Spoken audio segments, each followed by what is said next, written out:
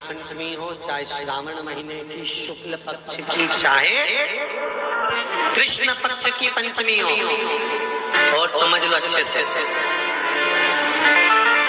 श्रावण महीने की पंचमी के दिन देवाधिदेव महादेव पर चढ़ाई गई शमी पत्र आस्तिक मुनि का नाम लेकर, कौन से मुनि? आस्तिक मुनि का नाम लेकर शमी पत्र को वापस उठाकर उसको अपने दरवाजे की चौखट पर कहीं पर भी या द्वार पर कहीं पर भी एक ओर रख देने पर घर के अंदर, बगीचे के अंदर सर्प प्रवेश नहीं करता। ध्यान रखिए, सर्प प्रवेश नहीं करेगा। शमी पत्र समर्पित करने पे उस शमी पत्र को आस्तिक मुनि का स्मरण करने, कौन से मुनि है? आस्तिक मुनि का स्मरण करने पर भीतर घर के अंदर बगीचे में सर्प भी प्रवेश।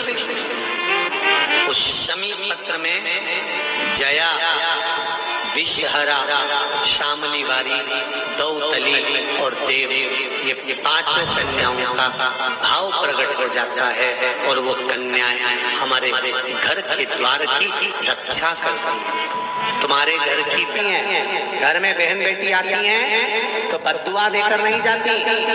घर में कन्याएं रहती हैं, बद्दुआ नहीं देती। घर की बेटियां जब दरवाजा छोड़कर शादी कर वाले दिन, विदाई के दिन अगर जाती भी हैं तो बेटियां हाथ में धान भर कर फेंक कर जाती हैं कि मेरा मायका खूब फले फूले, आगे बढ़े। छापे लगाकर चली जाती हैं कि हमने हमारी जीवन की सारी दौलत, जीवन का सारा सुख अपने मायके में दे दिया है। वो बेटियां तो जया, विषहरा, शामली बारी, दौतली, देव, ये उस घर में निवास करती हैं जिससे ये पंचमी, कौन सी तिथि? पंचमी, चाहे वो शुक्ल पक्ष की हो, चाहे वो कृष्ण पक्ष की। श्रावण महीने की पंचमी के दिन शंकर भगवान पर जिस परिवार के व्यक्ति का कांवड़ जल हमने बताया है आपको, जरूरी नहीं है कि डंडा बांधकर 2 कावड़ के जल के लोटे लेकर जाओ, आप अपने हाथ में भी 2 पात्र लेकर जा सकते हैं। पंचमी तिथि के दिन हाथ में 2 लोटे जल के, 2 कलश जल के जब हम शंकर भगवान को चढ़ाते हैं तो ऊपर जो कमंडल होता है शिव जी के ऊपर जलधारी होती है, जिसमें जया, विषहरा, शामली बारी, दौतली और देव, शंकर भगवान की 5 बेटियां जिसमें विराजमान होती हैं। जब हम जल समर्पित करते हैं, हमारे पीढ़ी में, परिवार में अगर कोई अधोगति में मर गया होता है, कुंवारी अवस्था में चले गया होता है, गर्भ में मर गया होता है, गर्भ के बाहर निकलकर भी अगर कुंवारी अवस्था में चले गया होता है, तो श्रावण महीने की दोनों पंचमी पर परिवार का अगर कोई एक व्यक्ति भी जल चढ़ा देता है शंकर भगवान पर, तो सर्प की योनि में नहीं पड़ता, जीव मुक्त हो जाता है। प्रेत योनि में सर्प की योनि से मुक्त हो जाता है।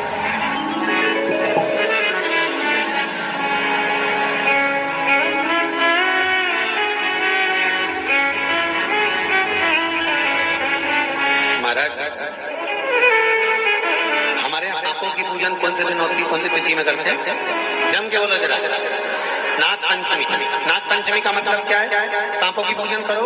नाग पंचमी का मतलब होता है शंकर जी के मंदिर में जाकर 1 लोटा जल समर्पित कर दो। उसका कारण क्या है कि हमारे परिवार में, हमारे कुटुंब में कोई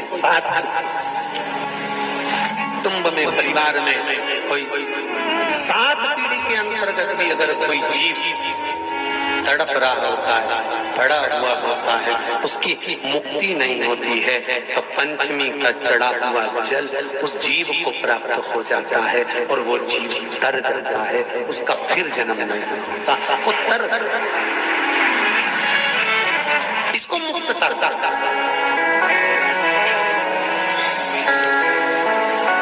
इसको मोक्ष करता, इसको मोक्ष करता।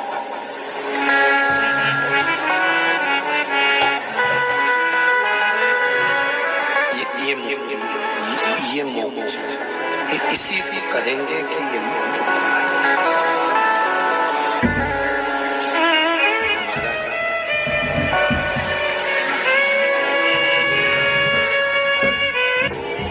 चाहे नाग पंचमी हो, चाहे श्रावण महीने की शुक्ल पक्ष की, चाहे कृष्ण पक्ष की पंचमी हो, और समझ लो अच्छे से, श्रावण महीने की पंचमी के दिन देवादिदेव महादेव पर चढ़ाई गई शमी पत्र आस्तिक मुनि का नाम लेकर, कौन से मुनि? आस्तिक मुनि का नाम लेकर शमी पत्र को वापस उठाकर उसको अपने दरवाजे की चौखट पर कहीं पर भी या द्वार पर कहीं पर भी एक ओर रख देने पर घर के अंदर, बगीचे के अंदर सर्प प्रवेश नहीं करता। ध्यान रखिए, सर्प प्रवेश नहीं करेगा। शमी पत्र समर्पित करने, उस शमी पत्र को आस्तिक मुनि का स्मरण करने, कौन से मुनि है? आस्तिक मुनि का स्मरण करने पर भीतर घर के अंदर बगीचे में सर्प भी प्रवेश। उस शमी पत्र में जया, विषहरा, शामली वारी, दौतली और देव, ये पांचों कन्याओं का भाव प्रकट हो जाता है और वो कन्याएं हमारे घर के द्वार की रक्षा करती हैं। तुम्हारे घर की बहन बेटी क्या करती है?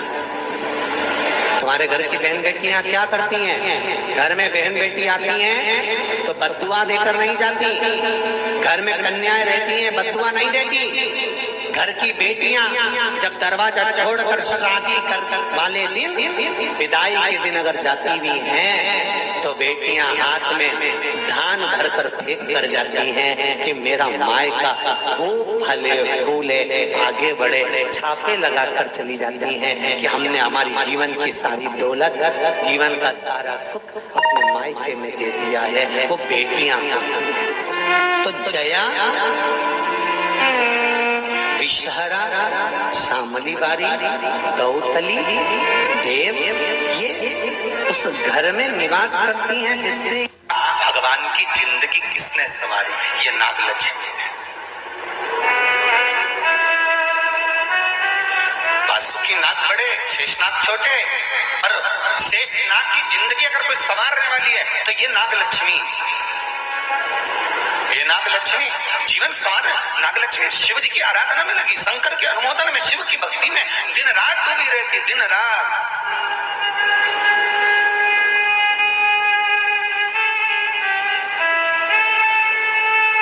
कितना सुंदर संवाद है।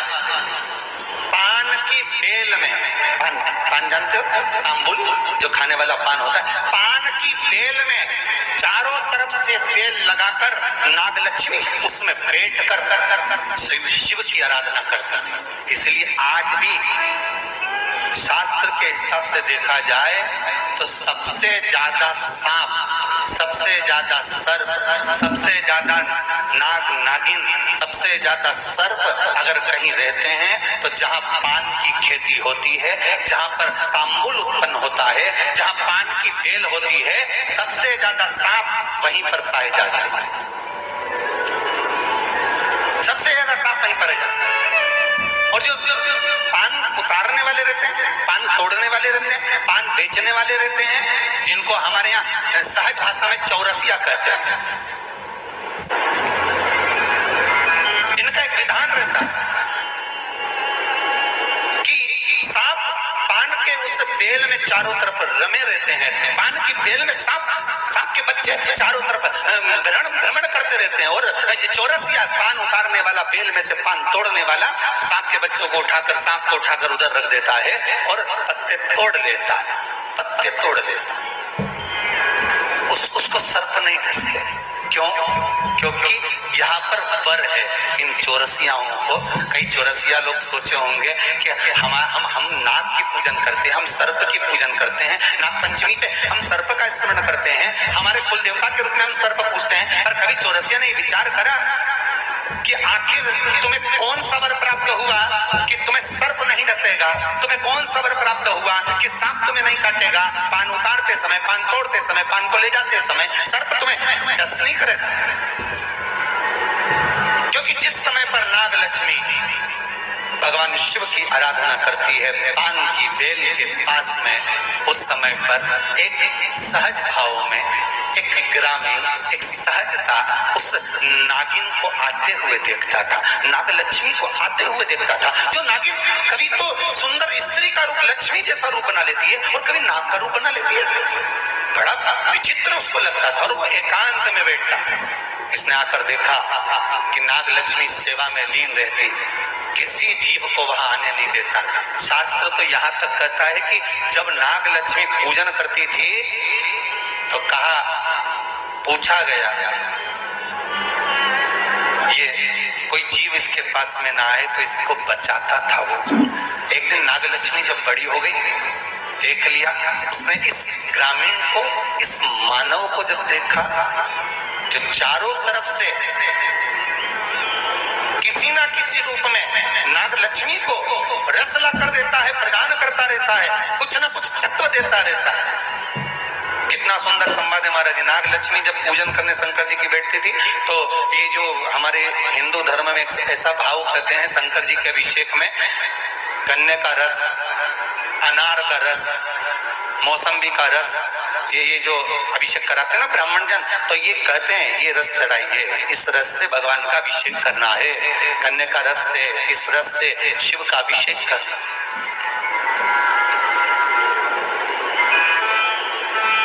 ला कर देता, रख देता। तो रोज नाग लक्ष्मी को रोज आश्चर्य होता कि आखिर ऐसा कौन है जो लाकर रोज रख देता है? कौन है ऐसा?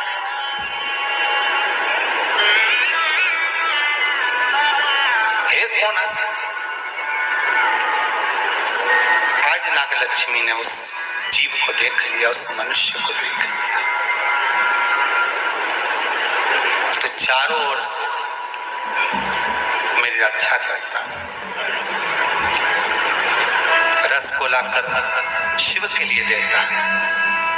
मैं तुझे वर देती हूं, तेरे वंश के अंदर कभी सर्प का डस नहीं होगा। तूने मेरी सेवा करी, शिव तुझे फल प्रदान करे।